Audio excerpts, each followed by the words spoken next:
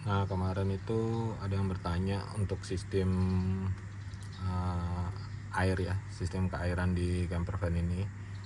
Ini kita kan air itu ada dua nih keran air ya. Yang ini keran air minum. Keran air minum ini langsung dari water itu reverse osmosis ya, filter air reverse osmosis. Ini air minum kita. Nah, ini untuk air mandi, air segala macam. Nah, ini kan saya sistemnya nggak kedengeran ya suara pompanya ya, karena saya pakai sistemnya pakai pressure tank. Jadi pompa itu ada di sini, ada pompa water pump. Nah, itu pompanya kita hidupin, dia ngisi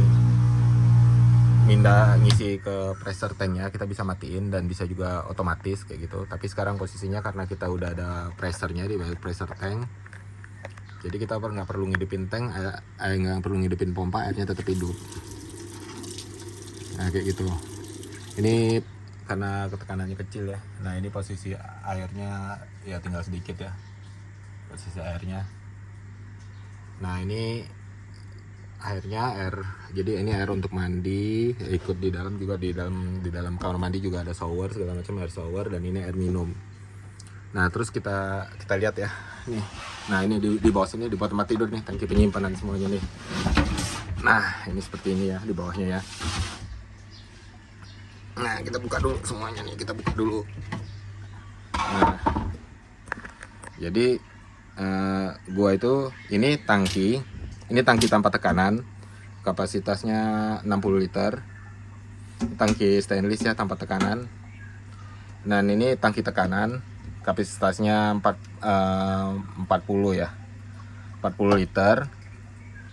Jadi terus ada lagi tangki tekanan kecil satu lagi situ, itu kapasitasnya 11 liter ya, kayak gitu. Itu ada dua. Nah, jadi sistem kerjanya itu air masuk dari luar, dari tempat pengisian itu masuk ke sini. Nah, masuk ke sini, terus air itu nanti di sini disimpan kayak gitu. Tapi nanti kalau kita hidupin pompa, dari sini dimasukkan ke tangki tekanan. Jadi air itu udah bertekanan. Jadi kita nanti kalau malam-malam atau gimana kayak gitu nggak perlu ngidupin pompa, air kita udah mengalir kayak gini nih. Ini kan saya pompanya nggak hidup nih, tapi saya airnya bisa mengalir kayak gitu karena udah bertekanan kayak gitu. Nah, jadi air itu masuk dari luar masuk ke tangki ini penyimpanan, dari tangki penyimpanan itu ditekan masuk ke tangki penyimpanan dengan tekanan. Nah, ini tangki penyimpanan dengan tekanan. Nah, di sini air itu ditekan ya, jadinya sampai berapa nih? Sampai 100 psi ya. Jadinya nggak usah hidupin pompa, nanti airnya udah ini. Nah, keuntungannya pakai tangki tekanan ini juga kan karena kita pakai pompa membran ya. Pompa membran itu kan biasanya airnya kedut-kedutan gitu ya kalau kita hidupin air kayak gitu. Nah, kalau di sini kan nggak tuh, kita bisa lihat airnya. Nah, nggak ada kedut-kedutannya kan, habis itu nggak ada suara pompa yang berisik kayak gitu kan. Nah, itu kelebihannya kalau kita pakai tangki tekanan. Jadi kita tuh waktu ramenya itu waktu kita ngisi tangki tekanan aja kayak gitu. Nah, itu suara pompanya memang agak gede ya, karena kita kebuka ini di bawah sana ya. Ini kan kasurnya gue lagi pindahin juga. Nah, dari tangki tekanan ini langsung tuh, ini ada yang masuk ke instalasi air mobil. Jadi ini langsung ke kamar mandi, ke toilet, ini ke sink depan. Nah, ini ada yang masuk ke filter RO, reverse osmosis. Nah, filter RO ini di bawahnya tuh ada filter lagi kayak gitu, filter sedimen segala macam. Nah, di filter reverse osmosis ini air bahan baku ini sini masuk ke sini, di filter. Setelah di filter itu langsung bisa diminum ya airnya. Nah, di filter ini ada pompanya kan. Ini di filter ini nggak langsung masuk ke keran juga, masuk juga ke tangki tekanan satu lagi di sini.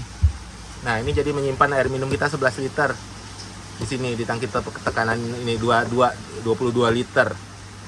Ini jadi 11 kayak gitu kan, 2 liter masuk ke tangki tekanan. Jadi kita punya air minum 22 liter kayak gitu. Nah, nanti dia membuat air ya. Ini kan water maker kan.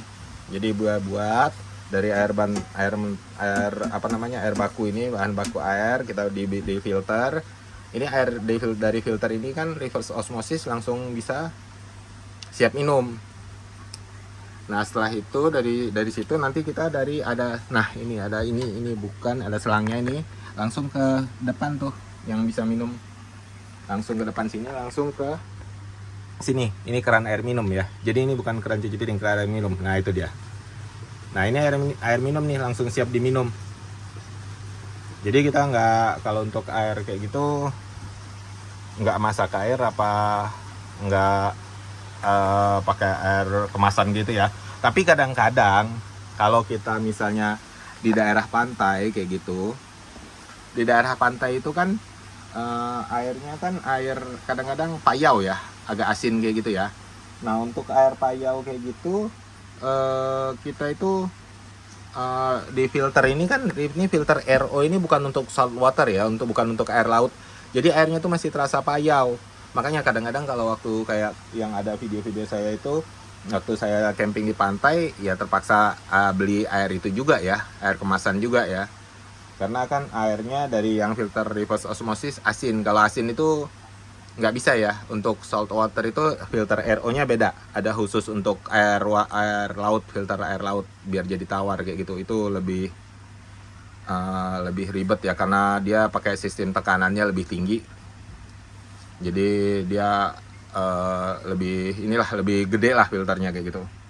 Nah ini jadi bisanya ya kita pakai. Jadi kalau misalnya saya ada di sumber air, ambil air sumur atau ambil air apa kayak gitu, masuk ke sini, masuk ke tangki tekanan, yaitu untuk mandi semuanya. Nanti yang untuk minum dari sini, dari tangki ini diproses ke sini filter ini, dan ini keluar untuk ke keran air minum. Nah ini kalau itu kesan yang ini, yang kesana ini untuk ke tapung penyimpanan. Jadi air minum jadinya itu selalu standby itu 22 liter di situ, di tekanan, di tabung tekanan 11 ya.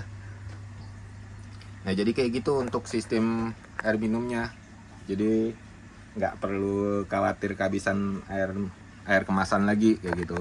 Tapi ya kadang-kadang masih ya kayak gue bilang tadi, kita masih tergantung dengan air kemasan, dimana air baku kita ini ya air asin ya. Kalau misalnya di tepi pantai kayak gitu airnya payau lah kayak gitu. Nah nanti sebenarnya sih bisa diminum, tapi ya itu agak payau aja kan, dari ini agak payau ya. Kalau untuk air asin kan kayak gue bilang tadi itu beda filternya kayak gitu. Tapi kalau untuk air sumur, air segala macam dan aman ini, dan filter reverse osmosis itu kan emang aman kan. Jadi filter ini sih sebenarnya itu banyakan, kalau yang ini kan yang versi kecil ya, yang 100 GDP ya, 100 galon per day ya. Ya per day ya, 100 galon ini 100 galon per hari ya. Nah, kalau yang besar itu sebenarnya filter ini tuh dipakai di itu, di kalau teman-teman tahu itu apa namanya? Depot isi ulang air mineral isi ulang itu ya pakai filter ini. Jadi dia pakai air biasa di filter.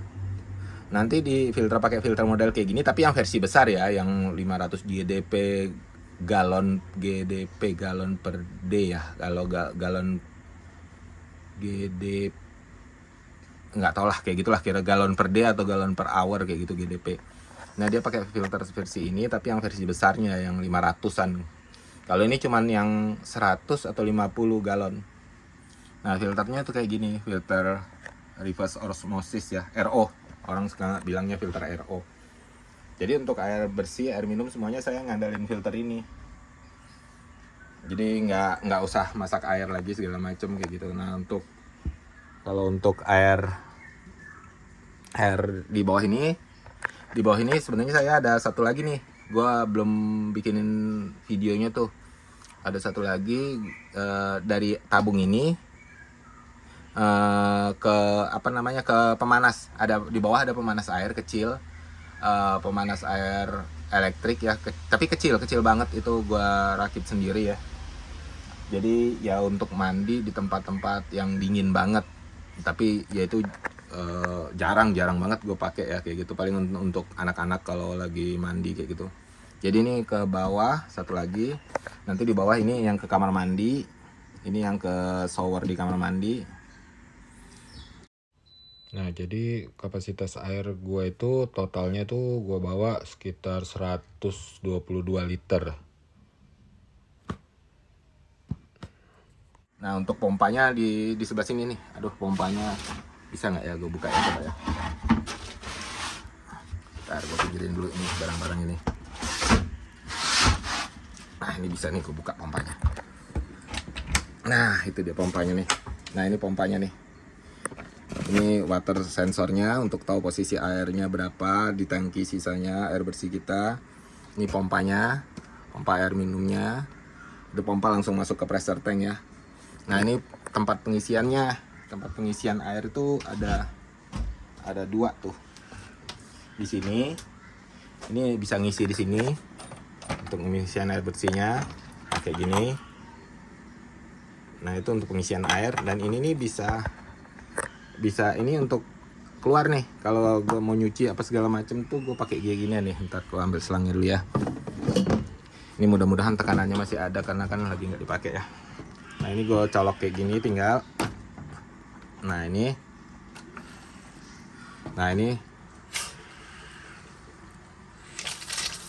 Nah, tuh.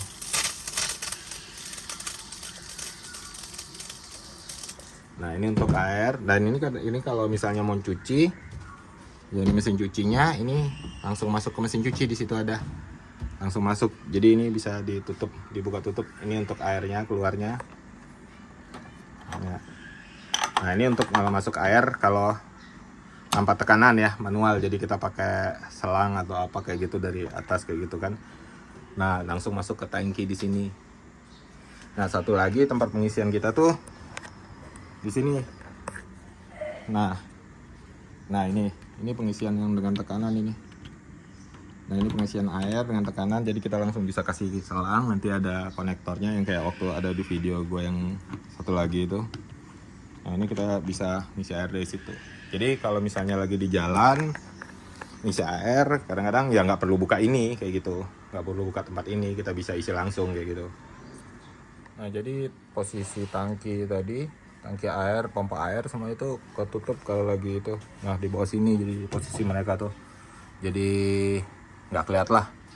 Jadi filter RO segala macam kayak gitu. Jadi posisinya tuh kalau lagi terpasang ya di bawah tempat tidur ini semuanya.